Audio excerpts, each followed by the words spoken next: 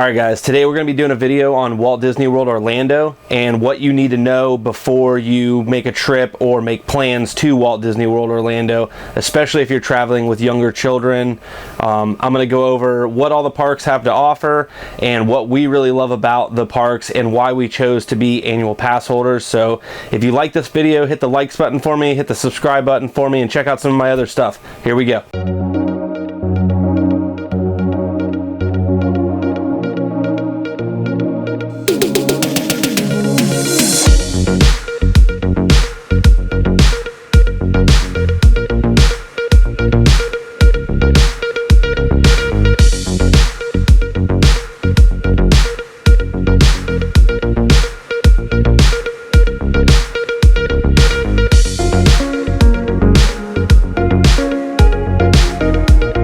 Just like to say, being that we're from Central Florida area, we're very fortunate in the fact that we have a multitude of parks to choose from. We can go to Disney, we have Legoland, we have SeaWorld, Busch Gardens, Universal parks, both of them, three of them actually now with the water park. And there's some reasons why we chose Disney over some of the other parks. Now, we still go to some of the other parks. We visit SeaWorld and Busch Gardens fairly regularly.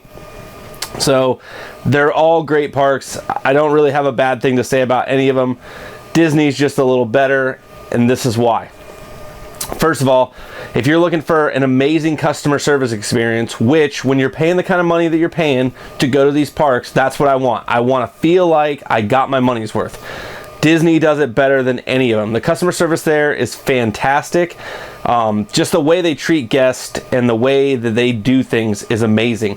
They spend a lot of money on their shows, on the fireworks. You don't see fireworks shows like they have at Disney at any other parks around here. They just don't do them like that at the other parks.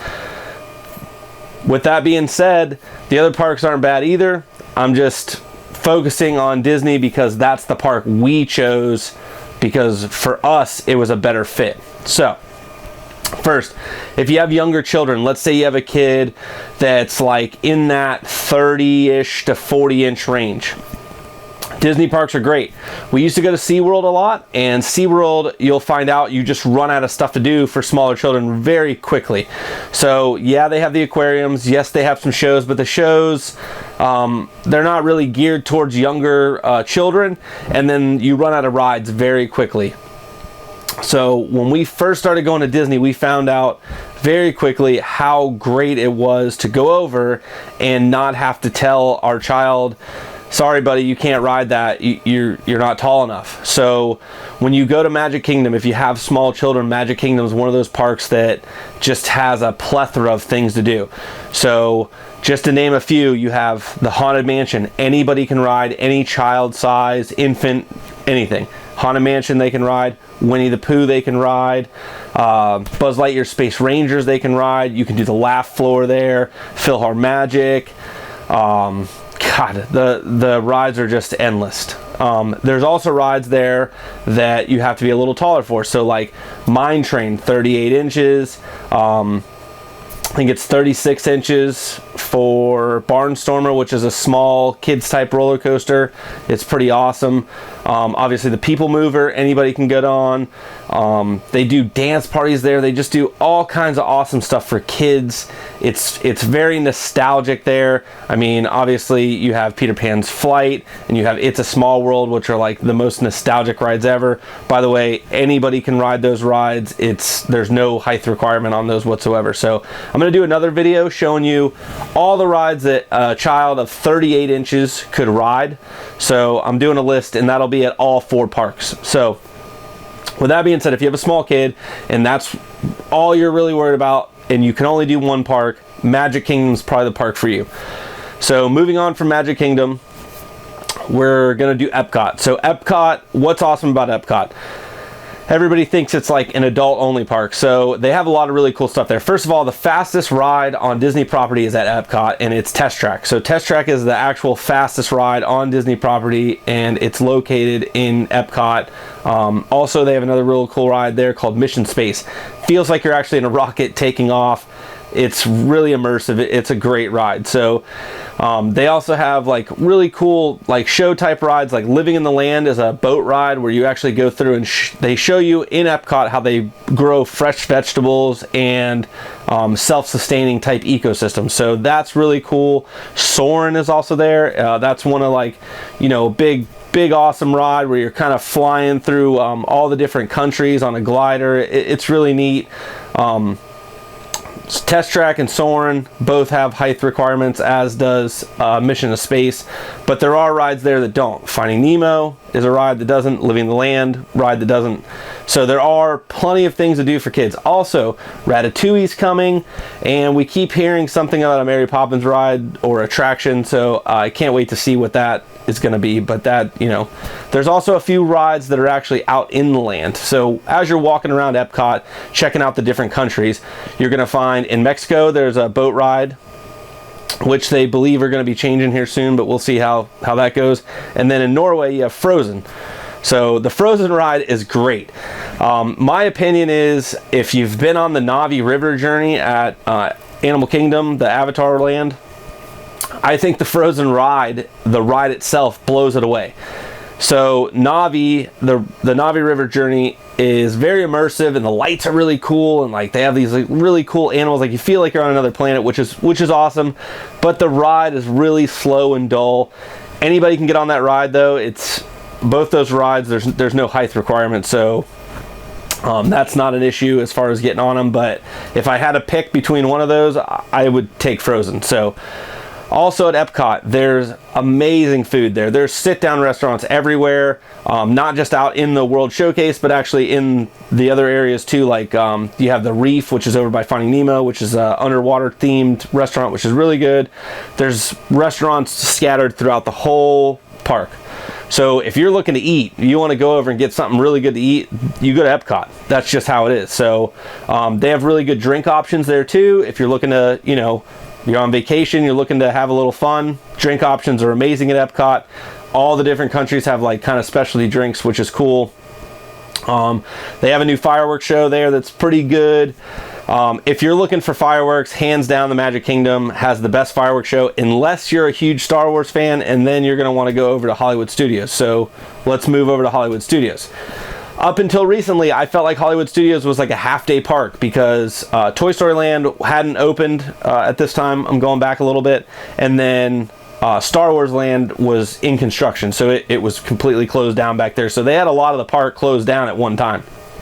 So we would go over there and only spend a few hours and then get out of there.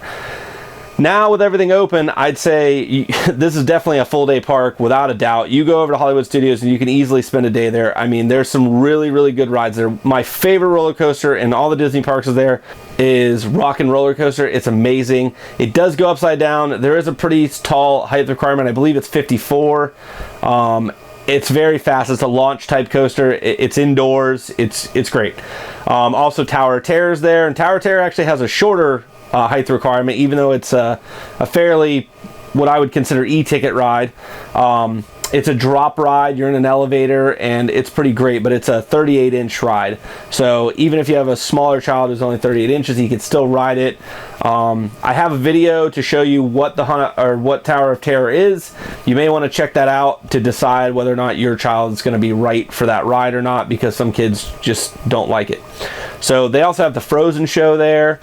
They have Star Tours there, which is a great like 3D type of motion ride. It's really cool.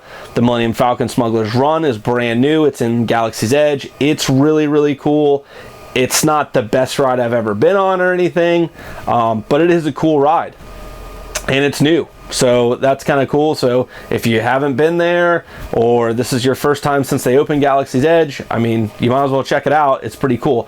I would say it's kind of like a mix between Mission Space and Star Tours. So it's this motion ride, but there's also stuff in there that you have to do.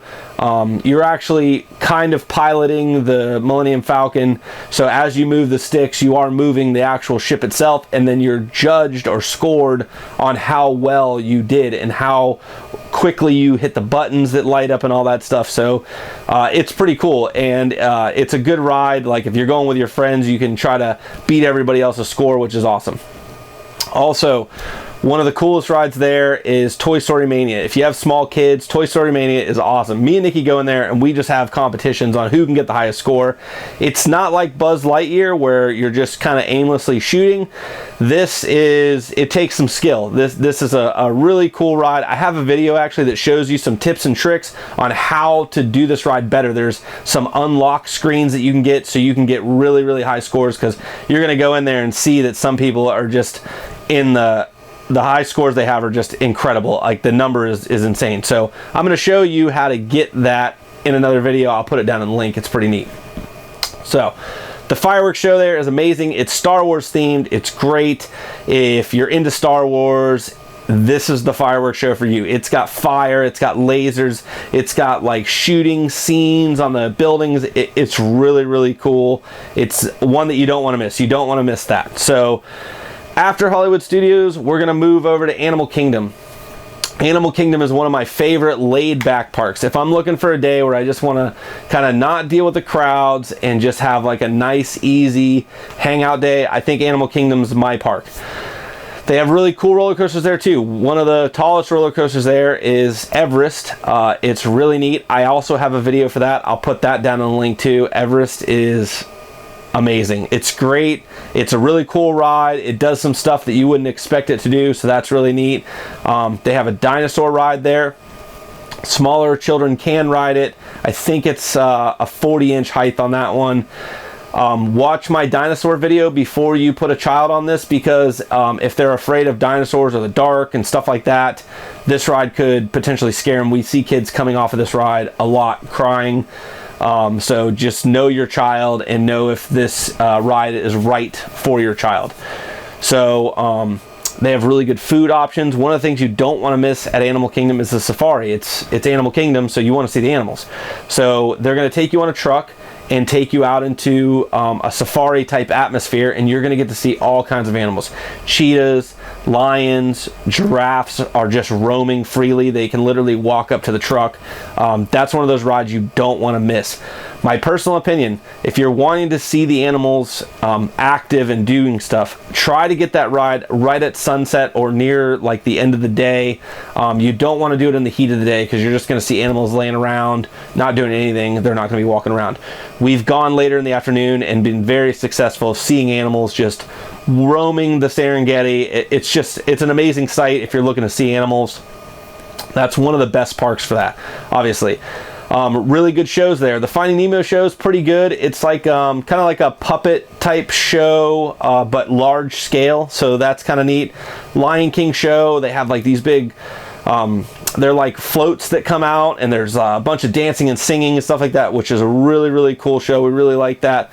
Food options are great there. There's a bunch of really good restaurants. If you're gonna go to Animal Kingdom, I don't care what time you go, make sure you see the new Avatar Land at night. If you'd only see that during the day, it's still very awesome. The floating scenes that you're going to see and the rocks up above you and everything are amazing.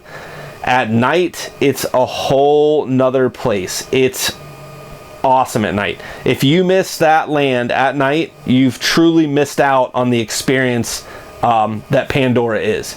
So you don't want to miss that. Also, a lot of people will argue and say that the best ride on Disney property right now is Flight of Passage, which is at that park.